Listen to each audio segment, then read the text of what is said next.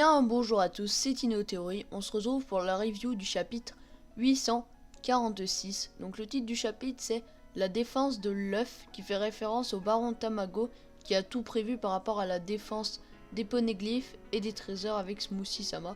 On verra ça en fin de vidéo un peu plus en détail. Donc sur la couverture on voit Luffy et Chopper avec plein d'animaux et le calendrier qui fait 3 et 9. Et sur l'illustration où tout le monde se pose des questions avec Brook qui fait les aiguilles, et bah il faisait 9h et 3 minutes il me semble. Donc vu que le chapitre a que la mort pour issue comme ils mettent à la fin, ça pourrait correspondre à la mort de Brook. Enfin un rapport vu que Brook a le fruit de la ressuscitation. Ou il y en a qui disaient que le chiffre 3, donc 3 minutes, pourrait correspondre à Sanji. Donc réfléchissez bien à ce que je viens de dire et dites-le moi en commentaire. Aussi c'est une demande de fans, donc rien à voir avec l'histoire, mais Oda s'est permis de rajouter ces deux nombres. L'auteur de la lettre habite à Tokyo. Bref, passons au chapitre. Encore un chapitre excellent comme Oda les fait en ce moment. Donc au début il y a eu l'armée enragée contre Nami et Luffy. On voit que Galette affronte Nami. Nami se fait prendre les bras et je pense que c'est grâce à Deomis car il y a une petite bulle qui dit serre et pas comme nombreux youtubeurs le disent un fruit comme Doflamingo. Ce serait un petit peu redondant. Donc on apprend aussi que Nami peut contrôler les pouvoirs météorologiques de Big Mom, enfin ces deux nuages où elle a implanté des âmes. Enfin on n'en est pas encore sûr mais il y a beaucoup de monde qui pense ça et je pense aussi ça. Donc aussi la femme démoniaque n'est pas Smoothie comme je l'avais prédit, comme je l'avais pensé. Mais j'avais raison que Smoothie serait une fille, donc c'est déjà un point positif. Donc la femme démoniaque possède un Meito, un très grand sabre et très sadique. On voit qu'elle veut faire souffrir Roi Baume parce qu'elle croit qu'il les a trahis, mais en fait c'est juste Nami qui pouvait le contrôler. Donc ensuite il y a Mondor qui est sur ses livres et va ouvrir une dimension de livres comme brûler avec les miroirs. Pouvoir très intéressant, et dès que le livre va se refermer, ça va refermer la dimension. Donc c'est quand même très intéressant. Et on voit aussi que Opéra a un fruit similaire à celui de Treble, sauf que sa crème brûle apparemment. Donc Luffy dans le monde se fait piéger et est vaincu. Donc les deux gros soldats lui tapent un bon punch dans la tête et du coup il est en sang. Et il est vraiment KO. C'est pour ça que Luffy vaincu. Pour l'arc de Big Mom, on ne sait pas encore, c'est pour ça qu'il y avait un point d'interrogation sur la miniature. Enfin, on en reparlera plus en détail en fin de vidéo. Ensuite, la femme démoniaque récupère la vive carte de Big Mom et elle connaissait Lola. Il connaissait Lola plutôt parce qu'il y avait toute l'armée et disent qu'elle était morte. Mais ils doivent ramener les chapeaux de paille vivants par rapport à la demande de Sanji, même si la demande se fait après. Après, ça peut être qu'elle les a demandés vivants pour faire une alliance. En plus, Nami dit qu'elle est l'amie de la fille de Big Mom.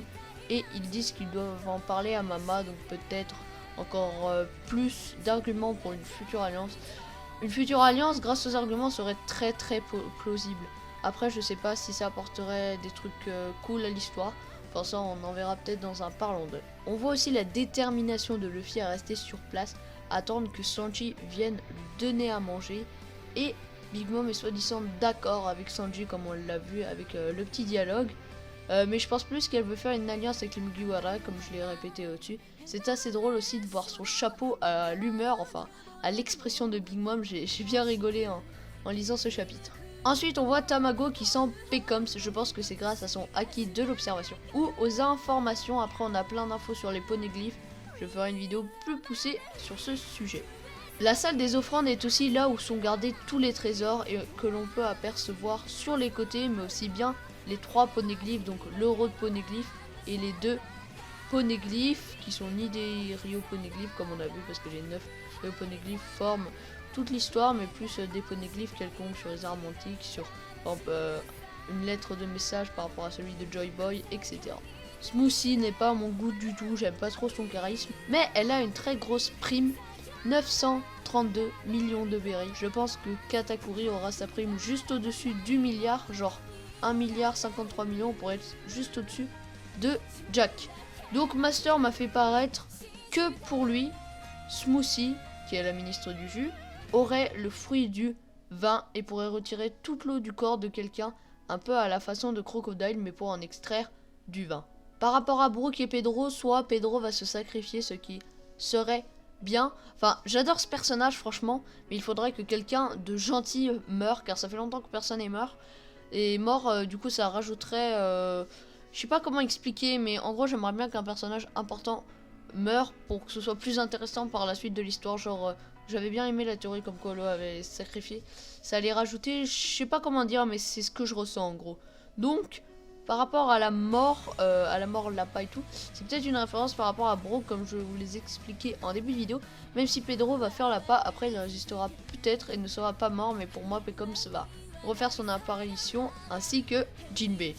Donc pour le prochain chapitre, on m'a conseillé de un peu prédire, enfin de dire ce que j'en pensais dans les prochains chapitres. Donc pour moi il y aura l'échange des cadeaux, Pedro et Brook, ou alors on y retournera dans 5 chapitres. Mais bon, je pense et j'espère surtout que ce sera dans le prochain chapitre. Là, les 10 chapitres qui vont suivre vont être les meilleurs du manga pour l'instant parce qu'ils vont être juste énormes. Et je trouve que Oda s'améliore énormément au niveau du dessin de chapitre en chapitre. Bref, merci beaucoup, on vient de dépasser les 400 abonnés il y a 2 semaines, je vous remercie pour les 200, vous êtes génial, il y a déjà une petite communauté qui se forme, j'ai vu déjà plusieurs personnes à répondre à d'autres personnes en commentaire, n'hésitez pas à aller voir la théorie que j'ai fait avec Roche Manga qui est juste énorme sur le fruit de Kaido, je vous spoil pas trop, je vous laisse le lien de la vidéo en description, et puis nous sur ça on se donne rendez-vous, et bah écoutez, pour une future review.